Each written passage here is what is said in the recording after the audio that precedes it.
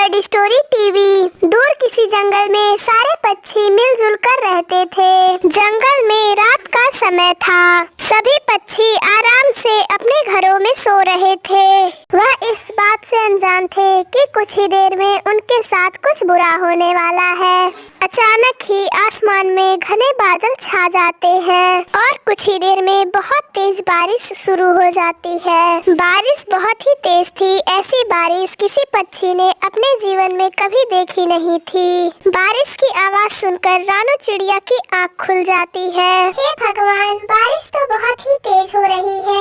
ऐसी बारिश मैंने अपने पूरे जीवन में कभी भी नहीं देखी है। अगर ऐसी ही बारिश होती रही तो कुछ ही देर में जंगल में बाढ़ आ जाएगी। लेकिन मम्मी, हमारा घर तो बहुत ही मजबूत है, तो हमें किस बात की चिंता?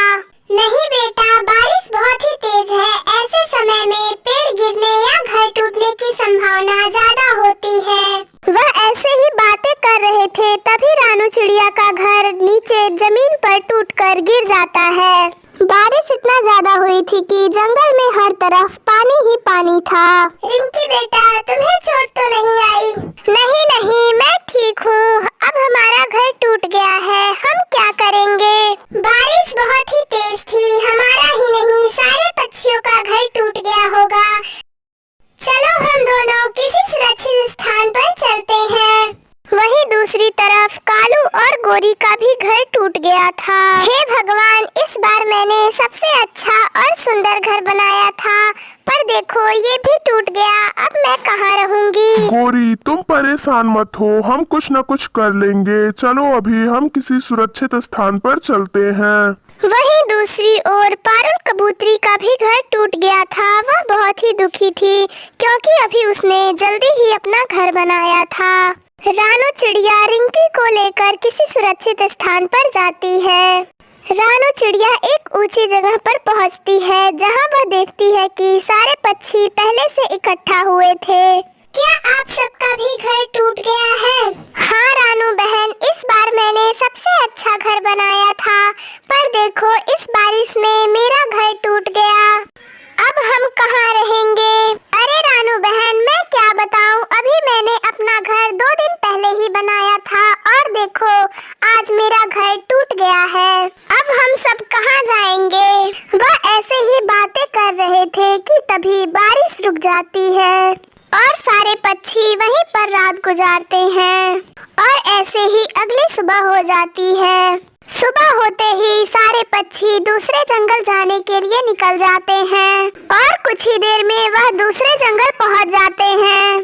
सभी पक्षी बहुत ही थक जाते हैं और उन्हें तो जंगल के बारे में कुछ पता भी नहीं था। वह रहने के लिए किसी नई जगह की तलाश करने का सोचते हैं। कालू और गोरी किसी नई जगह की तलाश करने के लिए जाते हैं। रानू चिड़िया और पारुल कबूतरी वहीं पर रुकते हैं। कालू कौवा और गोरी कौवी जंगल में बहुत दूर तक उड़ते हैं, पर वह जंगल के रास्तों से अनजान होते हैं। कुछ देर बाद उन्हें एक घर दिखाई देता है, तो वह उस घर की तरफ जाते हैं। क्या कोई घर के अंदर है? कृपया दरवाजा खोलें। और थोड़ी देर बाद घर के अंदर से मीनू चिड़िया बाहर आती है। आप लोग कौन हैं और आपको मुझसे क्या काम है? हम इस जंगल में नए हैं, हम पास वाले जंगल से आए हैं। कल रात उस जंगल में बहुत ही बारिश हुई, जिसकी वजह से हमारे घर टूट गए। तो हम सब ने फैसला किया कि हम इस जंगल में आएंगे और यहीं पर अपने अपने घर बनाकर रहेंगे। शाम होने वाली है और हमने अभी तक घर बनाने के लिए सामान भी इकट्ठा नहीं किया है, तो कृपया हमें बस आज की रात अपने घर में आसरा दे दें। हम सुबह होते ही आपके घर से चले जाएंगे। हाँ हाँ, हम सच कह रहे हैं। हम कल सुबह होते ही आपके घर से चले जाएंगे। बस आप हमें आज की रात अपने घर में रुकने दें। ठीक है, लेकिन बस आज के लिए। फिर कालू और गोरी सभी पक्षियों को लेकर मीनू चिड़िया के घर पहुंच जाते हैं।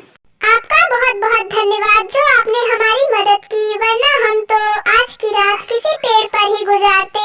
हाँ हाँ मीनू चिड़िया, आप बहुत ही दयालु और अच्छी चिड़िया है। फिर मीनू चिड़िया सभी को खाने के लिए फल देती है और सभी सभी फल खा लेते हैं और सब बातें करते हुए ही सो जाते हैं। फिर ऐसे ही अगली सुबह हो जाती है। सारे पक्षी मीनू चिड़िया को धन्यवाद बोलते हैं और वहाँ से चले जाते हैं। और फिर सभी पक्षी घर बनाने का सारा सामान इकट्ठा कर लेते हैं और जल्दी ही सभी अपना अपना घर बना लेते हैं और सभी एक बार फिर से मिलजुल